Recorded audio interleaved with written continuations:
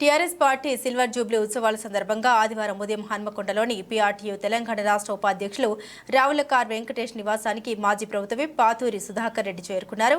ఈ సందర్భంగా పీఆర్టీయూ రాష్ట్ర నేత ఆర్కే వెంకటేష్, అన్నపూర్ణ దంపతులు సాదరంగా ఆహ్వానించారు.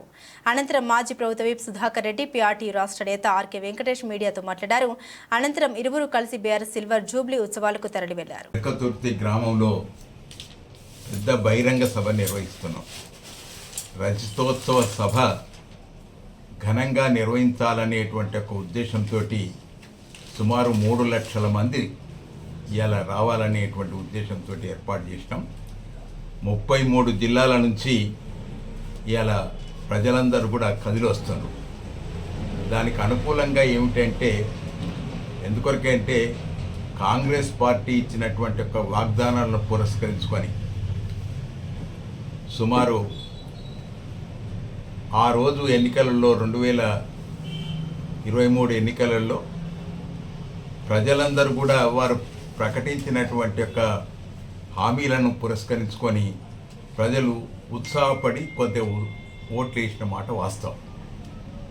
ఇప్పుడు ప్రజలందరూ కూడా గమనిస్తున్నారు, తెలంగాణ రాష్ట్రానికి కేసీఆర్ శరణ్యం లేకపోతే అరణ్యం అవుతుంది అనేటువంటి ఒక ఉద్దేశంతో కేసీఆర్ ఎటుబాయే అనేటువంటి ఒక ఆలోచనతోటి ఇవాళ ప్రజలందరూ కూడా కేసీఆర్ మీద విశేష అభిమానాన్ని ప్రదర్శిస్తున్నారు. ఈరోజు సమావేశంలో మేము గమనించినట్టుగా ఎందుకొరకంటే ఏ గ్రామానికి వెళ్ళినా, ఏ పట్టణానికి వెళ్ళినా, ఏ వర్గానికి వెళ్ళినా, అంటే ఉద్యోగ వర్గం కానీ, కార్మిక వర్గం కానీ, వ్యవసాయ కార్మికులు కానీ, వ్యవసాయదారులు కానీ అందరూ కూడా కేసీఆర్ నాయకత్వం కావాలి, తిరిగి టీఆర్ఎస్ ప్రభుత్వం ఏర్పడాలనేటువంటి ఒక ఉద్దేశంతో ఉత్సాహం చూపిస్తున్నారు. కాబట్టి అందుకొరకే ఈరోజు బహిరంగ సభ ఘనంగా నిర్వహింపబడుతుందని ఆలోచన చేస్తున్నాం. కాబట్టి వేలాది మందిగా కదిలి వస్తున్నాం. మేము హైదరాబాద్ నుంచి ఇక్కడి వరకు వచ్చినప్పుడు ఎక్కడ చూసినా కానీ జన సందోహంగా లారీలలో, బస్సులలో, ట్రక్కులలో, కార్లలో అందరూ కూడా కదిలి వచ్చేటువంటి ఒక అవకాశం కనబడ్డది. కాబట్టి అందుకొరకే ఘనంగా సభ జరుగుతుందనేటువంటి ఒక ఆలోచన చేస్తున్నాం. ఇది ఒక ఎత్తు. ఎందుకొరకంటే వ్యవసాయదారులకైతే కేసీఆర్ ఉన్నప్పుడు ఎన్నో రకాలైనటువంటి ఒక ప్రయోజనాలు కలిగినాయి. ఆ ప్రయోజనాలన్నీ ఒక్కొక్కటి కూడా హరించకపోతా అంటే అయ్యో ఇంకా ఎట్లా అనేటువంటి ఒక ఉద్దేశంతో ప్రజలు ఉన్నారు. అదేవిధంగా కార్మిక వర్గాన్ని చూసినా కానీ అసలు పరిశ్రమలు అనేటువంటివి లేకుండా పోయేటువంటి ఒక ప్రమాదం వచ్చింది. కాబట్టి అందుకొరకే కార్మిక లోకం కానీ ఇవాళ వ్యవసాయ లోకం కానీ అందరూ కూడా కేసీఆర్ నాయకత్వం కావాలనేటువంటి ఒక పట్టుదలతో ఉన్నారు. కాబట్టి ఈరోజు సమావేశంలో మరి ప్రత్యేకంగా కేసీఆర్ ఏం మాట్లాడుతారో అనేటువంటి ఒక ఉత్సాహంతో ఇంత టీవీలు వచ్చినా, ప్రసార మాధ్యమాలు వచ్చినప్పటికీ కూడా స్వయంగా ముఖాముఖి చూడాలనేటువంటి ఒక ఉద్దేశంతో ప్రజలందరూ కూడా తరలి వచ్చేటువంటి ఒక అవకాశం ఉన్నది. కాబట్టి వారి ఉద్దేశంలో ఇలా స్పష్టంగా ప్రోగ్రాం బయటపడుతుంది. కాబట్టి ఆ ప్రోగ్రాంలో ప్రజలకు ఏమేమి చేయగలుగుతాడు కేసీఆర్ అనేటువంటిది స్పష్టంగా చెప్తారు. కాబట్టి ఉత్సాహంగా ప్రజలున్నారు. ఆ ఉత్సాహానికి అనుగుణంగానే బహిరంగ సభ కూడా ఏర్పాటు చేసినాం. కాబట్టి ఆ సమావేశంలో సుమారు 1200 ఎకరాలు, ఆ ఎకరాలలో 1200 సుమారు 1000 ఎకరాలకు పైబడి పార్కింగ్ ప్లేస్ ఉన్నది. ఎందుకంటే ఎక్కువ మంది కార్లలో, బస్సులలో, అన్నిట్లలో, లారీలలో వస్తారు కాబట్టి పార్కింగ్ ప్లేస్ ఎక్కువ ఉండేది. సుమారు 200కు పైచిలకు మరి సమావేశ మందిరం కూడా ఏర్పాటు చేసేటువంటి అవకాశం వచ్చింది. సమావేశ స్థలం కూడా మంచి సువిశాలంగా ఉన్నది, మంచి బ్రహ్మాండంగా ఏర్పాటు చేయడం జరిగింది. కాబట్టి దానికి అనుగుణంగా సమావేశం కూడా బ్రహ్మాండంగా జరుగుతుందని ఆశిస్తున్నాం. ఇక రెండవది మా ఉపాధ్యాయ వర్గం. ఎందుకంటే నేను 2 పర్యాయాలు టీచర్ ఎమ్మెల్సీగా బాధ్యతలు నిర్వహించిన, శాసన మండలిలో కూడా స్పష్టంగా ప్రస్తావించినాం. ఇవాళ కూడా ఒకటే ఆవేదన వస్తుంది, దేశవ్యాప్తంగా విద్యా వ్యవస్థలో విప్లవాత్మకమైనటువంటి మార్పు తీసుకొచ్చి విద్యా విధానాన్ని రూపకల్పన చేయాలనేటువంటి ఒక ప్రయత్నం చేస్తున్నాం. కాబట్టి ఆ ప్రయత్నంలో భాగంగానే ఈరోజు విద్యా విధానాన్ని మార్చాలనేటువంటి ఉద్దేశంతో మన రాష్ట్రంలో కూడా విద్యా కమిషన్ ఏర్పాటు చేశారు. మురళి గారి నాయకత్వంలో విద్యా కమిషన్ ఏర్పాటు చేయండి. ఆ విద్యా కమిషన్ నివేదిక రావాలి. ఎందుకంటే సమ్మర్ వెకేషన్ తర్వాత కొత్త విద్యా వ్యవస్థ ఉంటుందా, ఆ వ్యవస్థ ఎట్లుంటుంది అనేటువంటిది ఇటు తల్లిదండ్రులు ఆందోళన చెందుతున్నారు, పిల్లలు కూడా ఆందోళన చెందుతున్నారు. కాబట్టి దాని మీద ఒక స్పష్టమైనటువంటి ఒక విద్యా విధానం తెలంగాణ రాష్ట్రంలో ఎట్లుంటుంది అనేటువంటిది ఒక ఆలోచన చేయాలి. ఎన్ని అంచెల విధానం ఉంటుంది మొదలు మేమైతే కోరేది మా సంఘపరంగా కానీ మా పరంగా కానీ మేము కోరేది ఒకటే, విద్యా వ్యవస్థలో పూర్వ ప్రాథమిక పాఠశాలకు ప్రాధాన్యత ఇవ్వాలి. ఎందుకంటే భవిష్యత్తులో చాలా విద్యా వ్యవస్థలు విప్లవాత్మకమైనటువంటి మార్పు వస్తున్నాయి. కాబట్టి దానికి అనుగుణంగా పూర్వ ప్రాథమిక పాఠశాల ప్రభుత్వ పరంగా నిర్వహించి సరి అయినటువంటి యొక్క టీచర్స్ని నియామకం చేయాలి.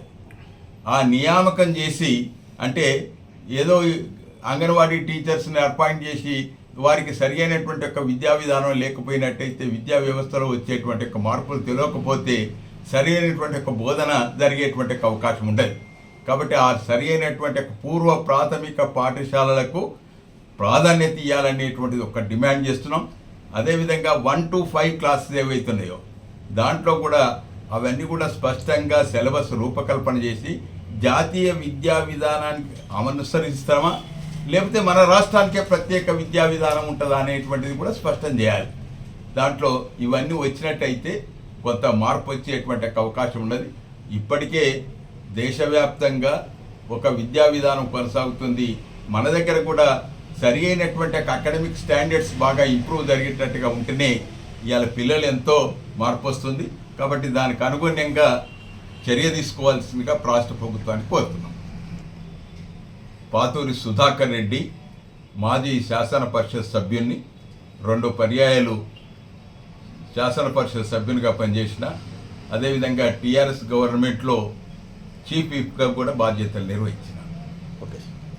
ఈరోజు బీఆర్ఎస్ పార్టీ సిల్వర్ జూబ్లీ ఉత్సవాలకు పిలువగానే మా నివాస గృహానికి వచ్చినటువంటి మాజీ చీఫ్ విప్ గౌరవనీయులు పాతూరి సుధాకర్ రెడ్డి గారికి మరియు మిత్రులు టీచర్స్ యూనియన్ సభ్యులు ప్రెస్ అకాడమీ సభ్యులు వల్లూరి వేర్మాధవ్ గారు మరియు మిత్రులందరికీ ఈ సందర్భంగా వెల్కమ్ చెప్తున్నాం.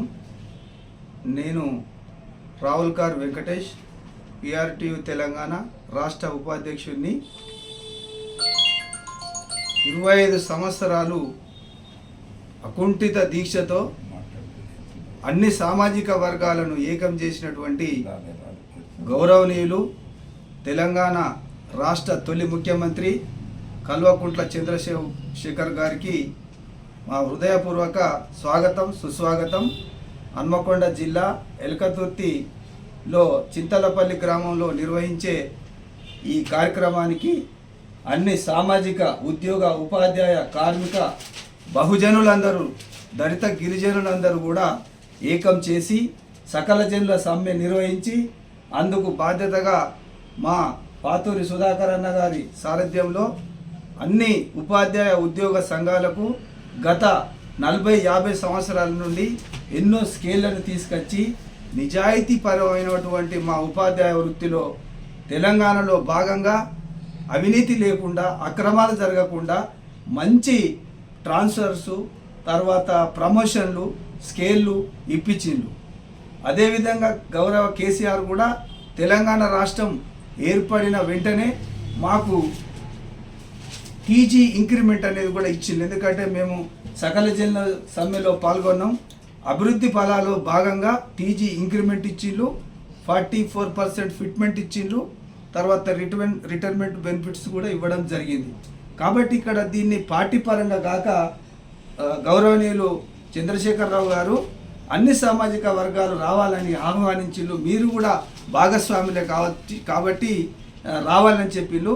నేను ఒకటే తెలియజేసేది ఏంటంటే ఇది పార్టీ కాకుండా మిత్రులారా, నా ఉపాధ్యాయ ఉద్యోగ సోదరులారా, ఇది పార్టీ మీటింగ్ అని భావించకుండా మనము కూడా కష్టపడి సాధించుకున్న తెలంగాణలో పండుగ సంబరాలు నిర్వహించడానికి కులబంధవులుగా ఉపాధ్యాయ నాయకులుగా అందరం ఏకం కావాలని అని పిలిచిన సందర్భంగా గౌరవ ముఖ్యమంత్రి గారికి బీఆర్ఎస్ పార్టీకి అన్ని కులాలకు మతాలకు అతీతంగా పార్టీలతో సంబంధం లేకుండా వచ్చి ఈ సభను నిర్వహించి అభివృద్ధి ఫలాలను మనము తీసుకోవాలి.